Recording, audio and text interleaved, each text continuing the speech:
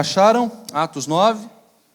Diz assim: enquanto isso, Saulo ainda respirava ameaças de morte contra os discípulos do Senhor. Dirigindo-se ao sumo sacerdote, pediu-lhe cartas para as sinagogas de Damasco, de maneira que, caso encontrasse ali homens ou mulheres que pertencessem ao caminho, pudesse levá-los presos para Jerusalém. Em sua viagem, quando se aproximava de Damasco, de repente brilhou ao seu redor uma luz vinda do céu. Ele caiu por terra, ouviu uma voz que dizia: Saulo, Saulo, por que você me persegue? Saulo perguntou: quem és tu, Senhor? E ele respondeu: eu sou Jesus, a quem você persegue. Levanta-se, entre na cidade, alguém lhe dirá o que você deve fazer. Os homens que viajavam com Saulo pararam emudecidos. Ouviam a voz, mas não viam ninguém. Saulo levantou-se do chão, abrindo os olhos, não conseguia ver nada. E os homens levaram então pela mão até Damasco. Por 3 dias ele esteve cego, não comeu e nem bebeu. Em Damasco havia um discípulo chamado Ananias. O Senhor o chamou numa visão: Ananias?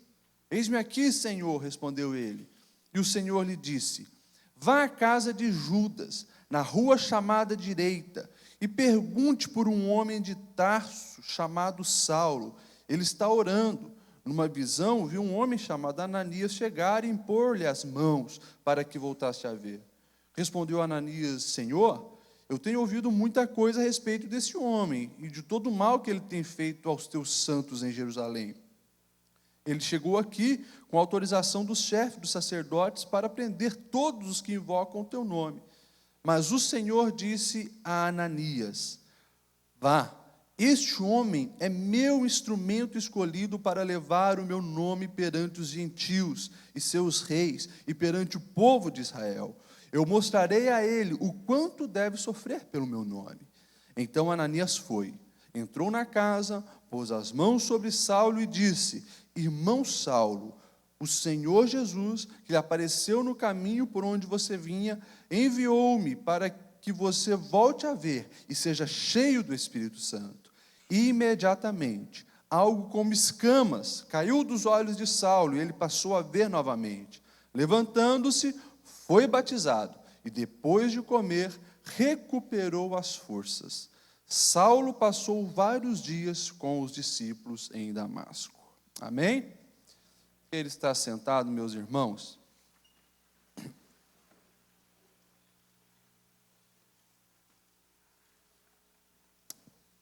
Tenho certeza que Deus esteve inspirando aqueles que escolheram a temática desse ano de SEAD. Edificarei a minha igreja. Ontem nós já fomos muito abençoados com a palavra pelo pastor Linderson. Hoje nós estaremos dando continuidade a esse assunto. Na página 89 lá do seu livreto, depois você pode estar acompanhando alguns desses pontos que falaremos hoje. E o assunto é igreja, a comunidade terapêutica. Primeira coisa que precisa ficar claro é que nós não estamos defendendo nenhum tipo de psicologias, profissionais dentro da igreja, ou fazendo da igreja uma clínica, um consultório. Isso pode ser útil, tem as suas vantagens, mas nós não estamos falando dessas técnicas psicológicas serem aprendidas por membros e executadas um pelo outro, nada disso. Quando nós falamos de igreja, terapia, nós estamos pegando de fato a palavra, no grego terapia, cura, e identificando como igreja, a igreja como agente de cura. Igreja, no seu processo natural, ela precisa gerar cura na vida das pessoas, cura na vida de uma sociedade. Ali no livro, no final aí mesmo dessa página 89, eu explico de onde surgiu essa ideia aqui no Brasil de igreja como comunidade terapêutica. Em 1977, Faculdade Latino-Americana, então na cidade de Itaici, São Paulo, um teólogo e psicólogo, Daniel Schipani, ele defendeu então essa ideia, esse conceito de igreja como comunidade terapêutica. Ali, virando a página, na página 90, você então vai ver os principais pontos que ele defendeu. Por que isso? Diz que a reconciliação que experimentamos por meio da obra salvadora de Jesus Cristo é também uma ação curadora de Deus em cada um de nós. Tal reconciliação tem alcance amplo, assumindo a forma de terapia da pessoa integral.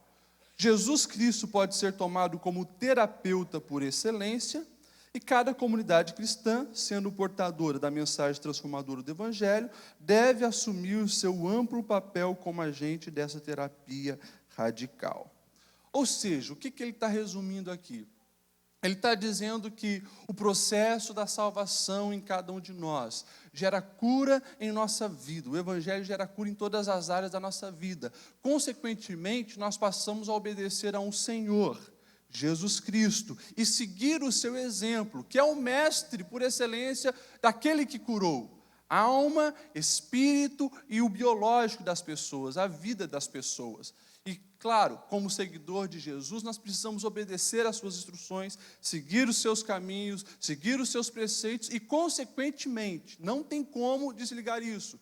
A verdadeira igreja gerar cura, a verdadeira igreja ser terapêutica. Por isso é um assunto extremamente importante. E aqui nessa passagem que nós lemos em Atos, capítulo 9, da conversão do apóstolo Paulo, do encontro que ele tem com Jesus, nós temos algumas essências importantes que evidenciam claramente o que é essa igreja terapêutica. A história do apóstolo Paulo, antes Saulo, perseguidor da igreja, todos conhecem. A igreja, depois do dia de Pentecoste, cresceu assustadoramente. Paulo era um fariseu, legalista, vivia debaixo da lei, e achava que aquilo era um movimento que iria contra Deus, contra os ensinamentos do Deus de Israel, e a gente sabe como os fariseus agiam. Nesse caso, chegaram a perseguir a igreja, principalmente depois da morte de Estevão, o primeiro mártir, que estava ali Saulo presente, e nós sabemos que depois Saulo se torna um dos cabeças dessa perseguição. Pede, então, uma autorização para ir em Damasco, perseguir cristãos, prender cristãos, se possível fosse matar cristãos, e nós, então, vemos esse encontro. Paulo, ele tem um encontro com Jesus. E aqui fica evidenciado algumas coisas essenciais de igreja terapêutica. Primeira coisa que a gente precisa entender, precisa ficar claro, a verdadeira igreja, ela é um lugar de unidade. A verdadeira igreja é um lugar de unidade. Paulo, ele descobre isso quando ele tem esse encontro com Jesus. Ele estava perseguindo os cristãos, sabia que tinha existido um Jesus, provavelmente ele não viu pessoalmente esse Jesus.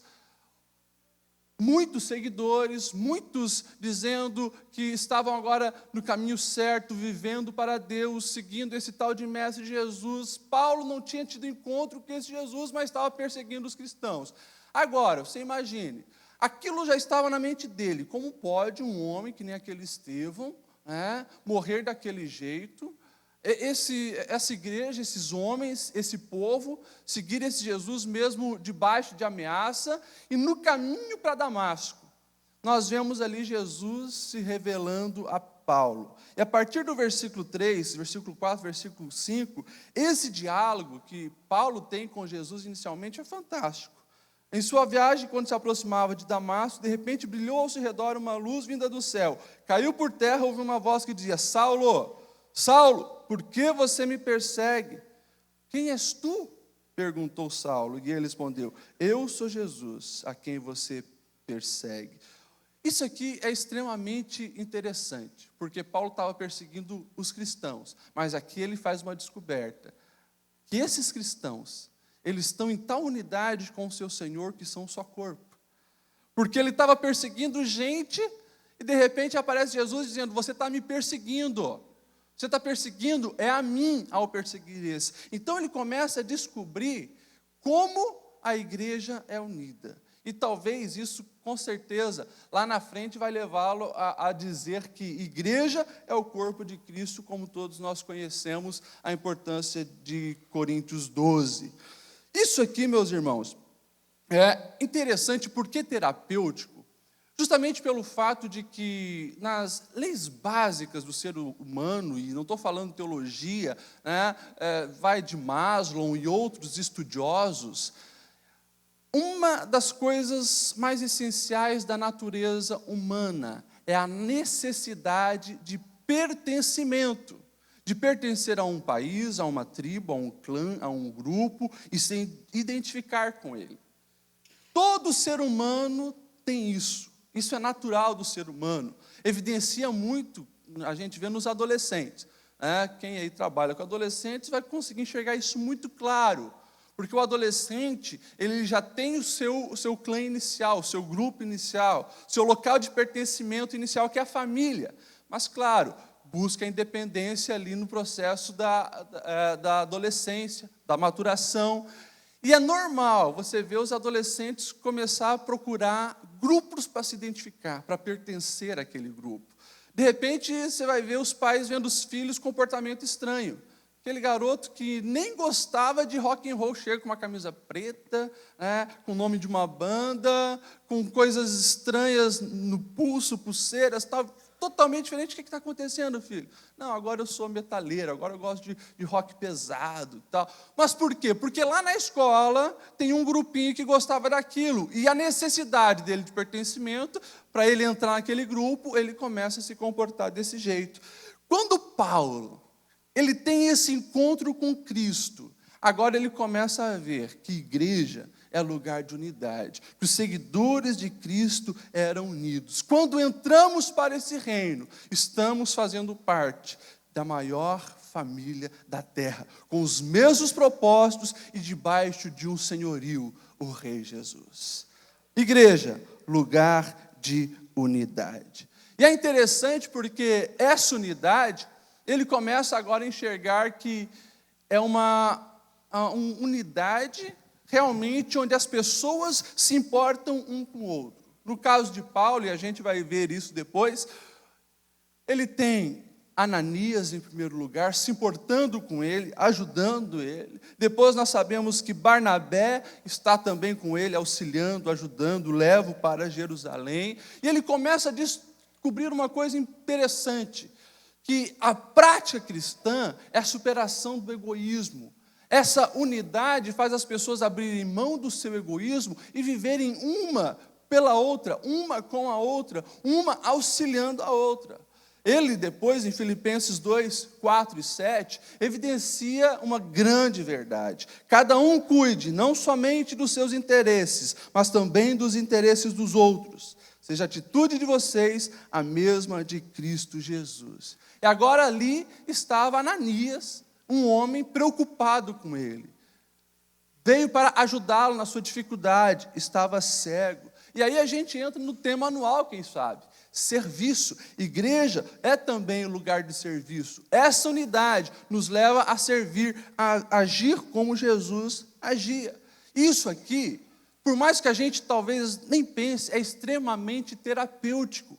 O fato de superar o egoísmo, porque o egoísmo, ele é um câncer na alma. O egoísmo, ele putrifica os caminhos do coração, os caminhos internos da nossa alma. O egoísmo cega as pessoas, leva as pessoas para o isolamento, leva as pessoas para viverem algo que não é planejado para elas viverem. O egoísmo está muito presente na nossa geração hoje. E nós vemos muitos e muitos casos. Psicólogos fazem toda a anamnésia, perguntam tudo, tentam achar algum problema na vida daquela pessoa que se diz infeliz, que se diz cansada, estressada, depressiva, mas geralmente não conseguem encontrar nada, que esteja anormal. Mas geralmente, muitas pessoas vivem apenas para si, egoísta, lutam e gastam todos os seus recursos, suas habilidades, para cumprir apenas os seus desejos. E vai chegar um momento da vida, onde ela viu que tudo aquilo não levou a nada. Tudo aquilo que ela fez não levou a nada. E é normal, muitos psicólogos indicarem o quê? Ação social para curas emocionais dos seus pacientes. Quando nós olhamos para a realidade da igreja, a proposta de Cristo, esse lugar de serviço, nós conseguimos entender isso. Nós conseguimos entender que automaticamente, ao obedecer os mandamentos de Jesus, em me importar pelo outro, e Paulo coloca aqui, não se preocupe apenas com os seus interesses, mas também os dos outros, isso não faz só bem para a pessoa que é ajudada, isso faz muito mais bem para aquele que ajuda, para cada um de nós. Portanto, é evidente que tudo isso é terapêutico na vida do ser humano. E Paulo agora estava começando a descobrir isso. Lugar de unidade, onde cada um se importa com o outro, a ponto de abrir mão do seu egoísmo e servir o próximo. Igreja é um lugar terapêutico. Nós vemos também Paulo descobrindo que igreja é lugar de perdão.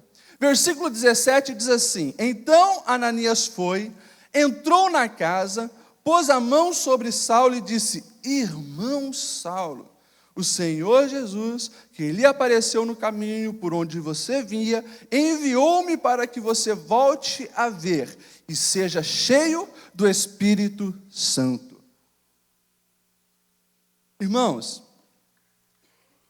olha só a obediência de Ananias ao Senhor, porque sabia da fama de Saulo, sabia que Saulo perseguia, estava matando os seus irmãos, aqueles seguidores de Jesus, mas a partir do momento que ele dialoga com o Senhor, Senhor, eu tenho ouvido isso e isso. Não, vai lá, obedeça, porque esse é para mim um instrumento precioso. Momento algum, nós vemos Ananias jogar um passado na cara do Saulo, tentar revidar o que ele tinha feito com os seus irmãos, porque a fama de Paulo já estava espalhada.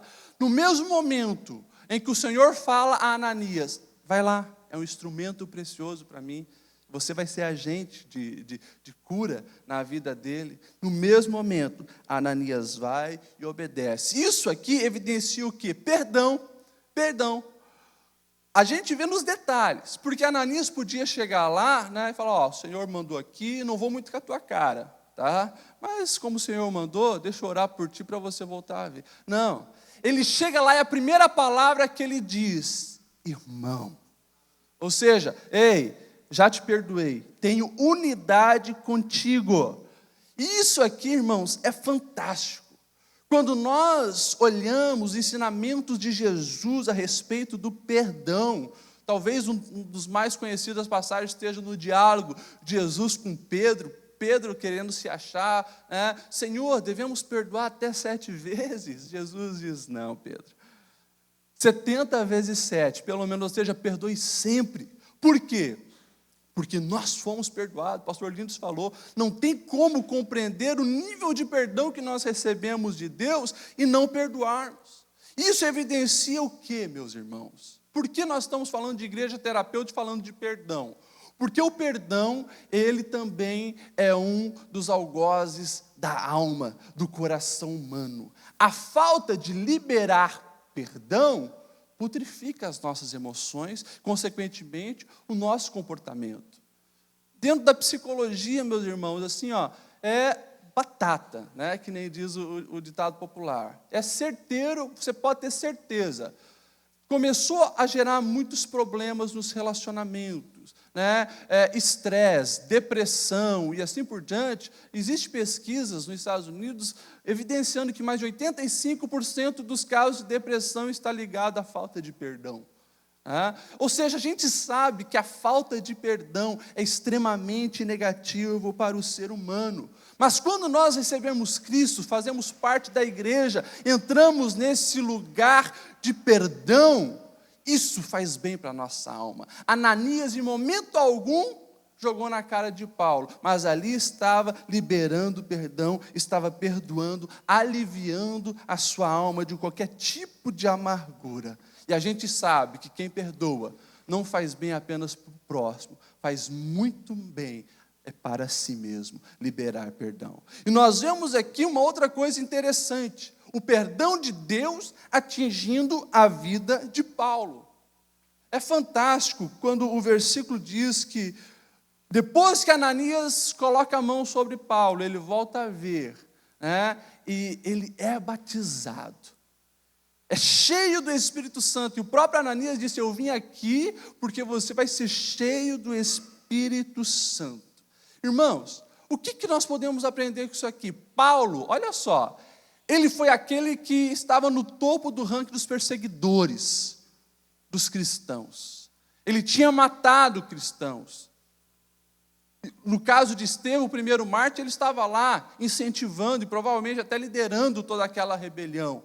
Estava pegando crianças, jovens, adolescentes, homens, mulheres que eram cristãos, colocando na cadeia, acabando com muitas vidas, prejudicando famílias. Agora ele começa a entender, porque ele fica 3 dias sem comer e sem beber, só refletindo. E todo o conhecimento que ele tinha da revelação de Jesus para ele, né, e o Senhor falando com ele, porque ele começa a ter visão. A primeira visão é que viria um homem chamado Ananias para orar por ele. Começa a ter essas experiências, e vendo que ele estava no caminho errado, e agora estava passando por uma transformação, mas o Senhor faz de uma maneira fantástica o seu agir na vida de Paulo, porque enche ele do seu Espírito Santo, mostrando para ele que a culpa do passado, dos erros que ele tinha feito no passado, não tinha mais valor. Ele estava perdoado. Para quê? Para ser um instrumento útil nas mãos do Senhor. E a libertação da culpa, quando nós nos livramos da culpa, é essencial para o desenvolvimento da igreja, meus irmãos. Pessoas que vivem debaixo de culpa de coisas que ficaram lá atrás ou fizeram lá atrás, elas não produzem. Elas ficam limitadas, elas não geram saúde, pelo contrário, geram doença. Por isso, quando nós fazemos parte da igreja do Senhor, o processo de cura que o Senhor executa em nós, precisa nos livrar de toda a culpa, de todos os erros que você fez no passado. Isso é o poder do sangue de Jesus. Como o pastor Linders falou, tetelestai, o nosso pecado, o nosso erro está pago na cruz. Não tem mais o que sentir esse peso da culpa. E Paulo agora, ele estava entendendo isso. E ele entendeu muito bem isso. A gente sabe, lá na frente ele vai dizer: olha, esquecendo-me das coisas que para trás ficam, eu prossigo para o alvo. E a gente vê que o reino, ele é perfeito, porque ele é terapêutico para aquele que libera perdão, para aquele que fez coisa errada, liberto da culpa. Isso é o reino de Deus. E é o que Jesus ensina. Quando os fariseus, eles trazem a Jesus aquela mulher adúltera, Jesus, na mesma hora, valoriza aquela mulher igualando a todos. Quem não pecou, atira a primeira pedra. Mas depois ele diz, ele trata, vai e não peques mais. Vai e não peques mais. Mas o papel de acusação, sem prover uma solução, isso não é da igreja. Isso é coisa de fariseu e os escribas que fizeram isso com essa mulher. Agora, nós vemos que Jesus não negligencia o pecado, mas ele trata o pecado com amor. Lá em Gálatas 6, Paulo, que estava entendendo muito bem isso, ele vai dizer: olha, gente, se alguém for surpreendido em algum pecado, vocês que são espirituais devem restaurá-lo com mansidão, com brandura. Ele começa a entender que igreja é lugar de perdão. Eu coloquei ali ficou no final, essa parte no livrinho, a questão da cura individual. Irmãos, nós estamos num corpo, o corpo de Cristo, nós fazemos parte dele, mas todos nós somos diferentes, fomos criados diferentes, nós temos personalidades diferentes. E nesse corpo precisamos ajudar uns aos outros a perdoar e a superar a culpa. Nós precisamos o tempo todo fazer isso. Por quê? Porque as feridas emocionais limitam o nosso desenvolvimento espiritual. E eu fiz questão de colocar aí, que muitas vezes, a gente se preocupa muito com o espiritual, salvação. Apesar que a minha visão é holística, mas na igreja a gente às vezes pensamos assim: o importa é a salvação, pregamos o evangelho, a pessoa aceita Jesus, amém. Ou muitas vezes estamos preocupados com cura biológica. Jesus cura, Jesus cura o cego, levanta o paralítico, faz milagres, cura câncer, AIDS, isso é o que importa. Mas nós não podemos esquecer da parte emocional, das pessoas. Nós precisamos olhar para o Evangelho, entender que o Evangelho traz cura para o corpo, alma e espírito. Na frente eu volto a falar disso. Mas nós precisamos entender isso e buscar curas emocionais, caso estamos passando por alguma dificuldade. E é importante lembrar que, às vezes, as pessoas pensam, mas cura emocional é para quem ficou doido, para quem ficou maluco, ou para quem está extremamente em depressão. Não, meus irmãos. Todos nós sofremos problemas emocionais. As pessoas, o tempo todo, na nossa sociedade, ou estão, por omissão ou comissão, fazendo coisas que machucam o nosso ser. Omissão por quê? Porque nós temos expectativas para todas as pessoas, principalmente as pessoas mais perto, expectativas que ela venha suprir algumas das nossas necessidades. E quando isso não acontece, muitas pessoas ficam sentidas e vão alimentando essa mágoa. Coisas pequenas, puxa, meu marido nunca fez isso para mim, minha esposa nunca fez isso para mim. Gera uma expectativa que não é suprida e aquilo ali pode virar uma ferida. Ou por comissão, palavras ditas, atitudes irresponsáveis, impensadas, feitas e assim por diante. Mas a gente muitas vezes é machucado emocionalmente. E nós precisamos ter a mesma atenção para essa área emocional. Porque quando nós estamos abalados emocionalmente, com feridas na alma, isso prejudica o quê? O nosso biológico, isso aí, existe um monte de pesquisa científica que evidenciam a somatização das doenças emocionais e também, muitas vezes a gente não faz essa ligação, o espiritual. Feridas não tratadas, traumas não tratados prejudicam a nossa vida espiritual, o nosso relacionamento com Deus e o nosso relacionamento com o próximo, que é o beabá que Deus deseja para cada cristão. Amarás o seu Deus acima de todas as coisas, o seu próximo como a ti mesmo. Quando eu deixo que as feridas emocionais criam raízes na minha alma, isso com certeza vai prejudicar o meu relacionamento com Deus e, consequentemente, o meu relacionamento com o próximo. E aí entra todas essas coisas. A falta de perdão, falta de unidade, sentimento de culpa e assim por diante. Pode virar uma bola de neve e te limitar espiritualmente, que é o que o diabo deseja. Por isso, quando nós olhamos para a essência da fé cristã, a essência dos ensinamentos de Cristo, e vivemos e obedecemos e seguimos, nós vivemos uma vida abundante. Nós temos a cura para a alma, nós vivemos debaixo desse perdão. Preciso acelerar, porque senão não vai dar de pregar nem 10% que eu tinha colocado aqui.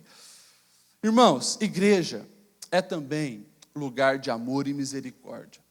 Nós vemos que esse assassino de cristãos, esse perseguidor da igreja, ele é acolhido por Ananias quando chega a Damasco. E a Bíblia evidencia que Saulo ficou alguns dias com os discípulos ali em Damasco, até que depois vai para a Arábia e Barnabé o leva para Jerusalém. Agora, Paulo começa a entender um pouco desse amor, do verdadeiro amor, que Deus é amor. Isso começa a entrar na vida de Paulo, principalmente pela ação daquele homem, Ananias, que foi o primeiro pai na fé do apóstolo Paulo. Aquele homem que no começo estava com medo, mas liberou perdão e chega com muito amor para acompanhar o processo de Deus na vida de Saulo. E nós vemos justamente essa questão do amor, muito presente nesses primeiros momentos da vida de Paulo. O amor, e não precisa falar a respeito muito do amor, a necessidade humana do amor. O planejamento de Deus, desde o início, desde os primeiros dias de um bebê, é que fosse cercado de amor. E por isso que dizem que talvez ninguém ama como mãe. Por quê? Desde o início, a figura intensa de amor está ali, investindo na vida daquele bebê, e o ser humano é totalmente carente de amor. O contato físico, na psicologia chama-se de dia de mãe bebê. Aquele amor, aquela palavrinha assim, nenenzinho da mamãe, isso tudo é muito saudável para a vida daquele bebê que está se desenvolvendo. E já existe um monte de pesquisas que dizem, quando não há esse amor, essa díade, esse contato, pode causar grandes problemas na vida de uma pessoa. Há alguns anos atrás foi feito um documentário sobre uma menina nos Estados Unidos que ela virou psicopata, com 6, 7, 8 anos. Mas por quê? Porque desde bebê foi criada por um homem bruto que apenas violentou e destruiu a vida daquelas crianças. Depois, quem quiser, eu posso passar o link desse vídeo para vocês verem. Vão ficar assustados, mas o que mostra a necessidade que o ser humano tem de ser amado. E igreja é o lugar de amor. Jesus ele deixou bem claro, olha gente, nisto todos conhecerão que sois meus discípulos, se vos amardes uns aos outros. A essência do cristianismo está aí, está no amor. Nós não seremos conhecidos pelo conhecimento teológico, pela maneira que vestimos, pela Bíblia debaixo do braço, pelo evangeliquez, como o pastor Linus falou, que nós buscamos falar. Nós seremos conhecidos pelo amor. E igreja é o lugar do amor. Quando nós obedecemos os ensinamentos do Senhor, não tem como não ter amor, na verdade, fluindo nos nossos poros, nas nossas vidas. E isso é nos mínimos detalhes. Por isso que desde o início, nós vemos Paulo aconselhando a igreja, que o amor seja teórico, que o amor seja prático, que seja em palavras e atitudes, até no cumprimento de vocês. Cumprimente uns aos outros com um ósculo santo. Ou seja, o beijo é uma expressão de amor. E nós vemos Paulo em Romanos, Coríntios, Tessalonicenses, incentivando os irmãos, cumprimente-se com um beijo no rosto. Por quê? Porque nós somos diferentes. Porque nós somos especiais. Porque nós somos a comunidade do amor. Hoje nós cumprimentamos com um abraço, às vezes com beijos também, com cumprimento de mão, a paz do Senhor. Mas nós precisamos entender, meus irmãos, que igreja é lugar de amor. E isso é extremamente positivo para a nossa alma, para nossas emoções, para os nossos sentimentos. Você pode se assustar, mas é normal ter pessoas que só recebem um sorriso, só recebem um abraço aqui na igreja. É normal. Na nossa sociedade egoísta, onde cada um tem vivido para si, buscado os seus interesses e se isolado, o contato físico para muitas pessoas tem sido quase extinto. Algo raro. Esses dias mesmo, aqui na igreja, eu cheguei e abracei uma pessoa. Do nada, a pessoa começou a chorar. Do nada, não falei nada. Apenas falei, quer dizer, Deus abençoe. A única coisa que eu falei, que era na hora do cumprimento, a pessoa começou a chorar. Depois, conversando, viu a necessidade de amor, a carência de amor, carência de um toque, de um afeto, de uma palavra positiva. E é na igreja que se encontra isso. Igreja é lugar de amor. E, consequentemente, igreja é lugar de misericórdia. Nós vemos o amor em Jesus gerando misericórdia. Jesus estava com todos. Jesus ajudava a todos. Jesus estava no meio de todos, auxiliando todos. Os discriminados, os pecadores, estava no meio de todos. E quando perguntam para Jesus a respeito de quem nós devemos ajudar, a quem nós devemos estender a mão, quem nós devemos amar, Jesus conta a famosa parábola do bom samaritano, evidenciando o quê? Evidenciando que até o nosso pior inimigo é o nosso próximo. Porque judeus e samaritanos não se davam. E provavelmente um homem que estava ali, que tinha apanhado dos salteadores, era quem? Era um judeu. Mas vem lá o samaritano, pastor sacerdote, pastor levita, muito preocupados com liturgia e com religião. Não deram bola para aquele homem. Mas vem um samaritano, que entendeu o que era amor, estende a mão para o próximo.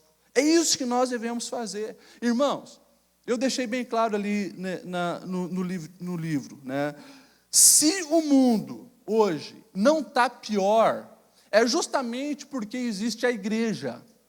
É justamente porque a igreja é terapêutica. É justamente porque a igreja é lugar de amor.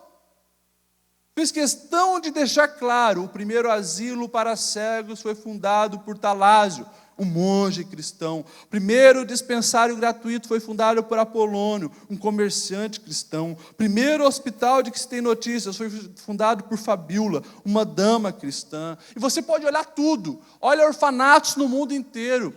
Olha hospitais no mundo inteiro. Olha todas essas instituições de apoio humanitário que necessitam de quê? Amor. Você vai ver nome de cristão. Olha aqui Blumenau, hospital Santo Antônio, Santa Catarina e Santa Isabel. Vai ver quem foram esses três. Vai ver a vida desses três. Quem foi Catarina? Quem foi Isabel? Quem foi o seu Antônio? E você vai ver o quê? Membros da igreja. Pessoas que entenderam que igreja é lugar de amor. Irmãos, a igreja, na verdade, ela tem sido diferencial nesse mundo. Se não fosse a igreja, o mundo já estaria destruído, podre. Eu sugiro vocês a ler um excelente livro, já recomendei aqui para os irmãos da sede.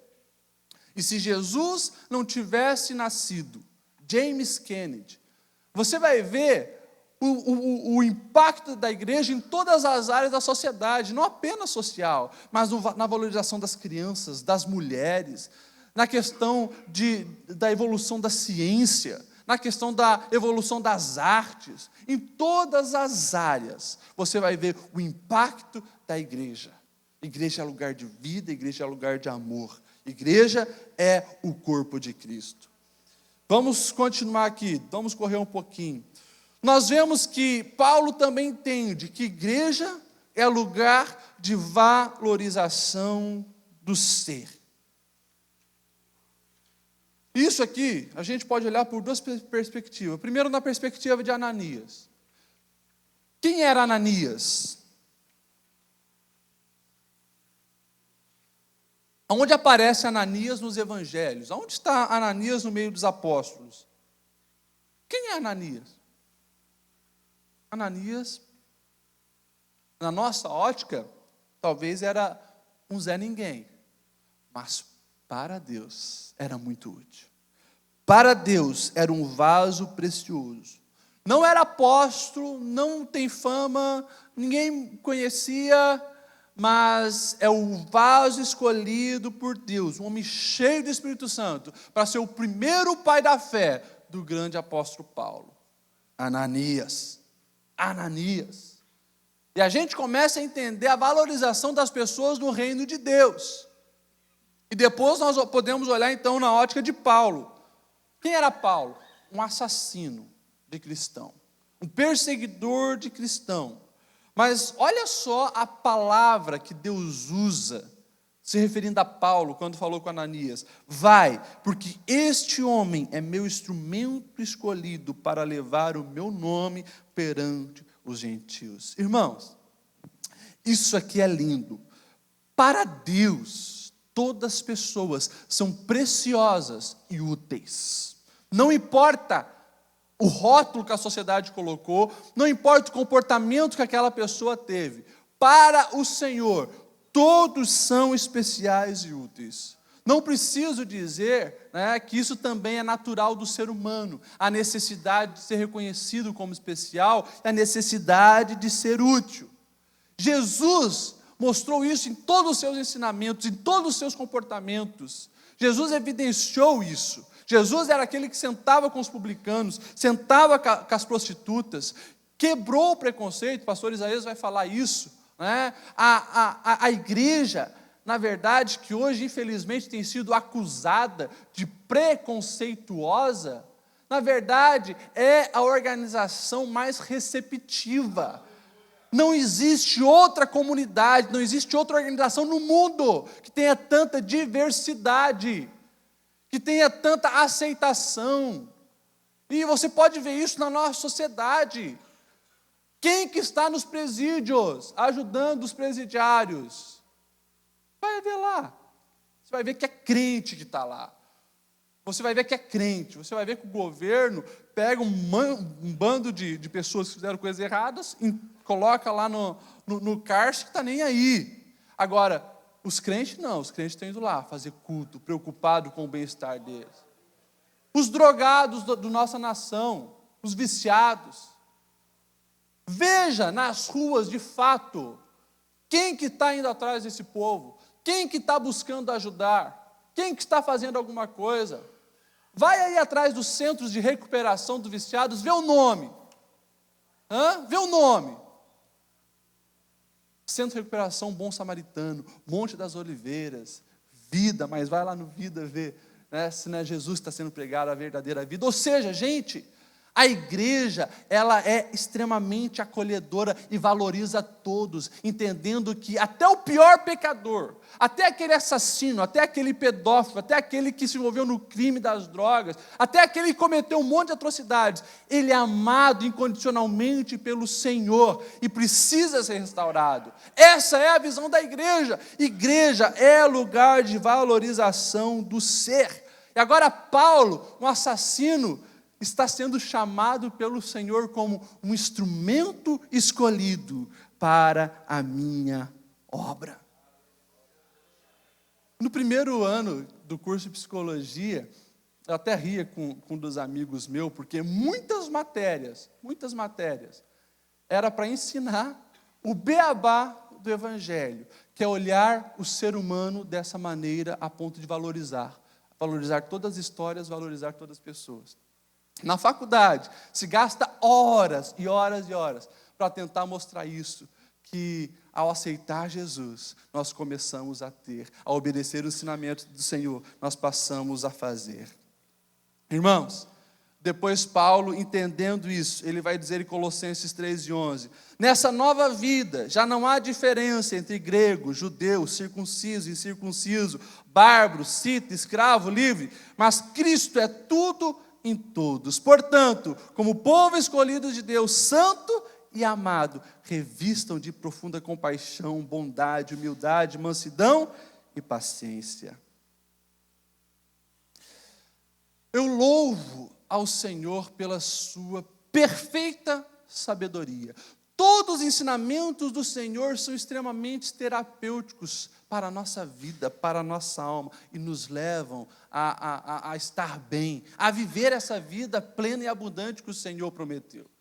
E quando nós olhamos para esses detalhes, essa questão mesmo da valorização, e o Senhor agora escolhendo pessoas que eram, digamos, para a igreja, para os salvos, um perigo, como o caso de Paulo, é extremamente útil. Irmãos, isso aqui é fantástico.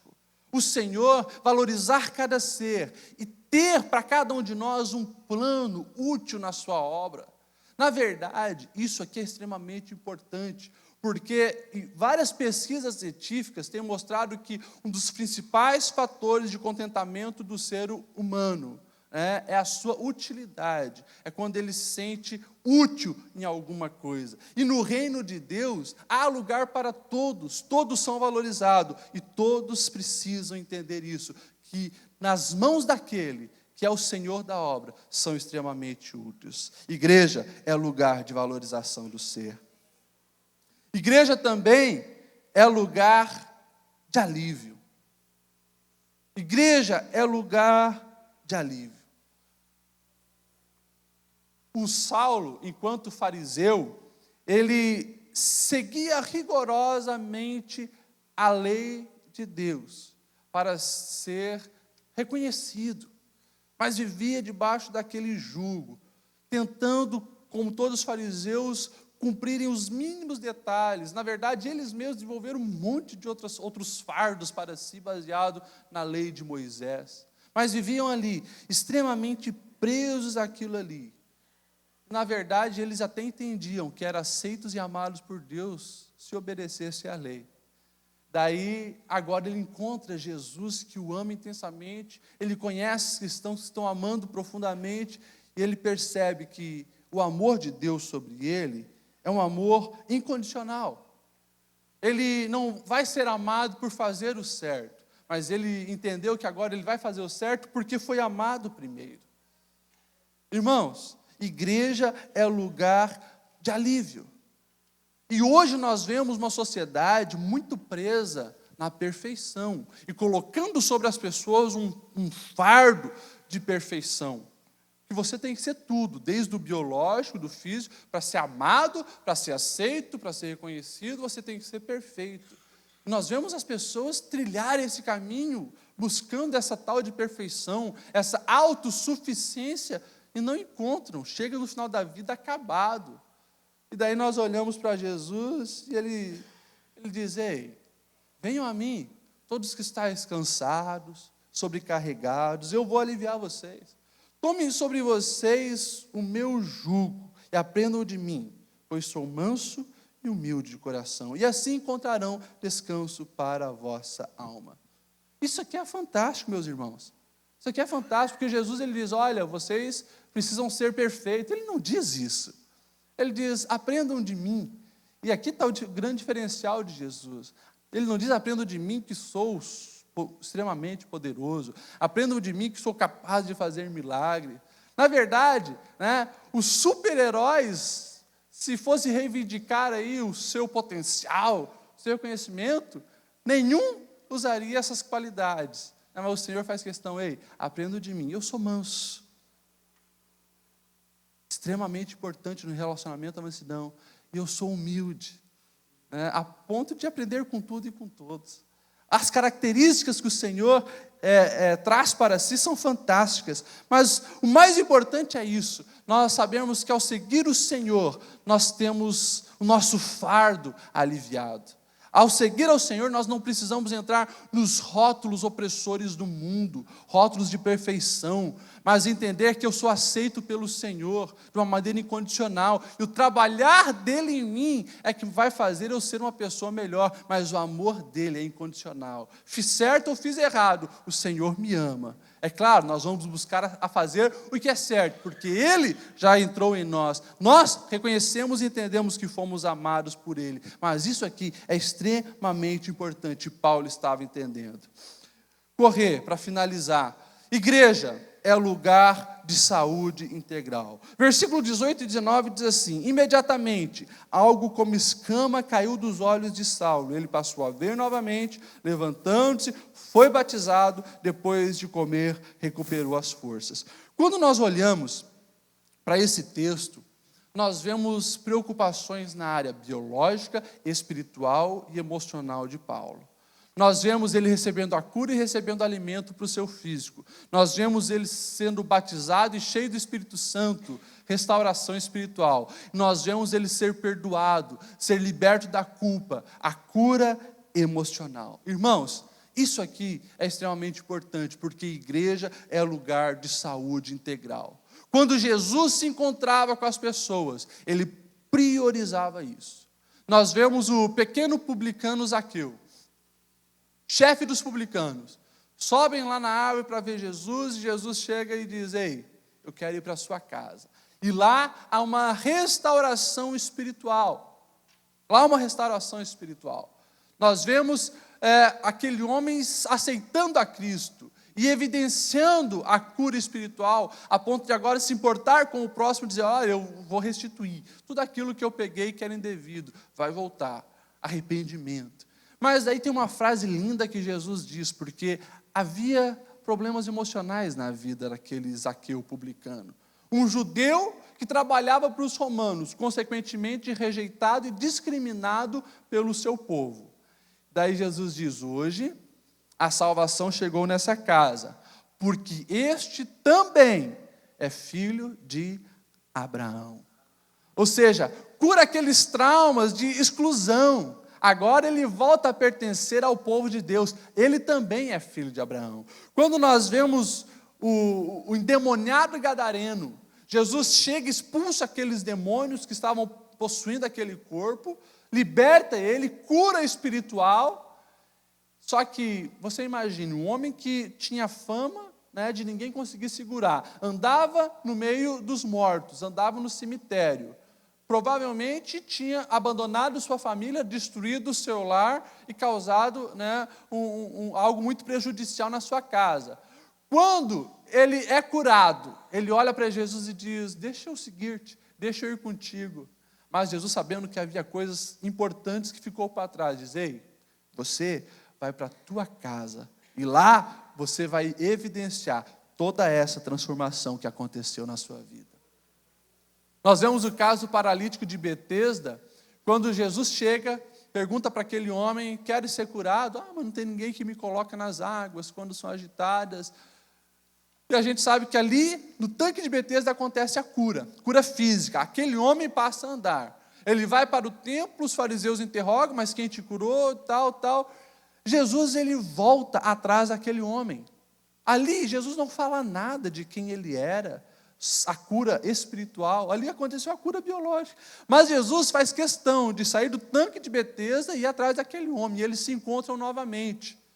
E daí, Jesus diz: ei, há uma coisa mais importante do que isso. E você precisa cuidar com algumas coisas para que o teu estado não volte a ser pior. Ou seja, pior do que o físico pode ser as coisas da alma. E ali eu acredito piamente que aquele homem teve uma cura espiritual. Jesus e a igreja focam sempre isso, a saúde integral.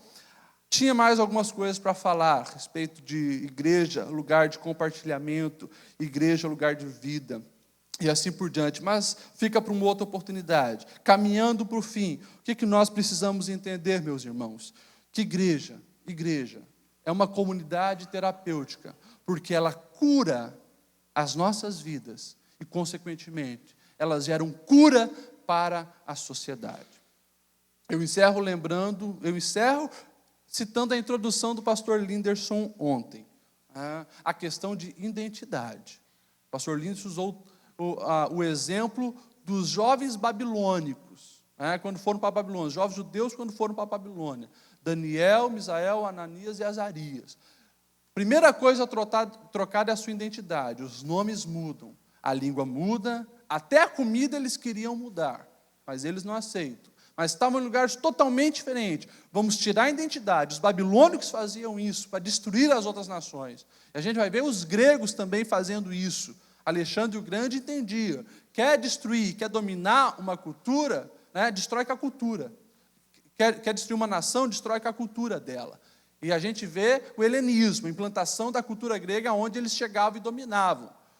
A mesma coisa o nosso adversário tenta fazer com cada um de nós.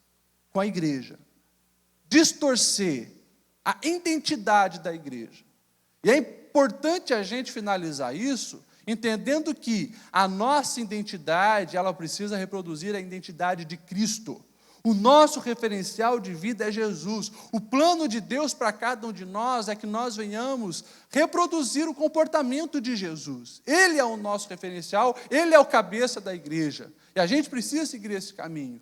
E todas as vezes que nós deixamos o nosso adversário distorcer a nossa identidade, vai acontecer problemas. E a igreja não se torna uma igreja terapêutica, como deveria ser. E por isso nós temos visto muitas coisas erradas acontecerem. Muitas coisas erradas. Muitas pseudo-igrejas, falsas igrejas, porque a igreja é de Cristo, a igreja é triunfante. A igreja verdadeira, ela é isso aqui, ela é terapêutica. Mas quando há a corrupção na identidade, daí nós vemos o legalismo, onde regras extremas, antibíblicas são mais importantes com pessoas, ou o liberalismo, tudo passa apenas a ser questão de doutrina e não prática. E assim nós vemos que a igreja, em vez de ser uma comunidade terapêutica, ela faz o oposto, essa falsa igreja, essa igreja distorcida na sua identidade, porque daí ela causa doença na vida das pessoas. E por isso a gente consegue enxergar muitas pessoas que passaram por denominações e saíram pior do que entraram, saíram mais destruídas, saíram legalistas, saíram com dores na alma, com enfermidades no coração. Por quê? Porque passaram por denominações e não por igreja. A verdadeira igreja de Cristo, ela é terapêutica, ela gera cura, ela gera saúde nas pessoas e gera saúde na sociedade. Agora, a pergunta que nós precisamos fazer é justamente, se nós estamos sendo igreja, se essas características estão na minha vida, se as características de Jesus estão em mim. Não tem como nós estarmos ligados na videira e não darmos frutos à uva. Não tem como. Flui naturalmente. Quando há rendição ao senhorio de Cristo, quando nós entendemos isso, não tem como nós não darmos fruto. E aqui na história de Paulo, é lindo a gente ver isso. Porque Paulo era aquele homem que fazia tudo conforme a sua vontade. Quando ele tem esse encontro com Cristo, a primeira coisa que ele perde, né, é a visão. E daí ele é levado lá para Damasco. E a frase que se usa é: lá você vai saber, alguém vai te dizer o que você deve fazer. Ou seja, antes ele fazia tudo pela cabeça dele, pela ótica dele. Agora alguém vai te mostrar o que você deve fazer. E a gente vê Paulo sendo esse grande apóstolo, um dos maiores líderes do cristianismo, porque entendeu que precisaria reproduzir o comportamento de Cristo. E Paulo foi uma bênção, ele foi uma igreja terapêutica. A minha oração, meus irmãos, é que essas verdades estejam emanadas na nossa vida. Que a gente entenda que servir a Cristo é isso, é ser vida onde nós estivermos, é gerar cura, é gerar solução, é realmente reproduzir Cristo em todos os lugares. Vamos ficar em pé e vamos fazer uma oração.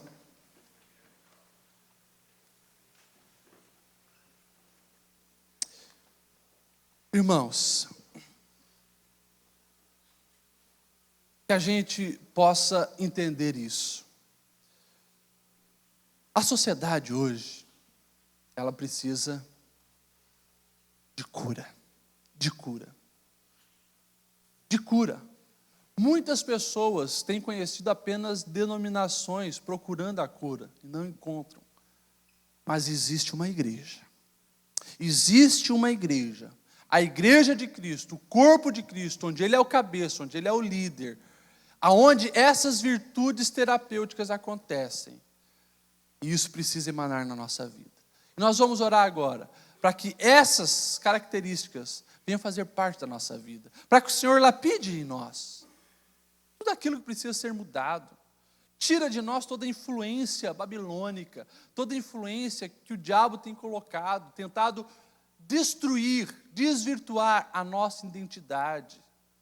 Consequentemente, corrompendo a nossa identidade, corrompe os nossos valores, corrompe os nossos propósitos, corrompe tudo.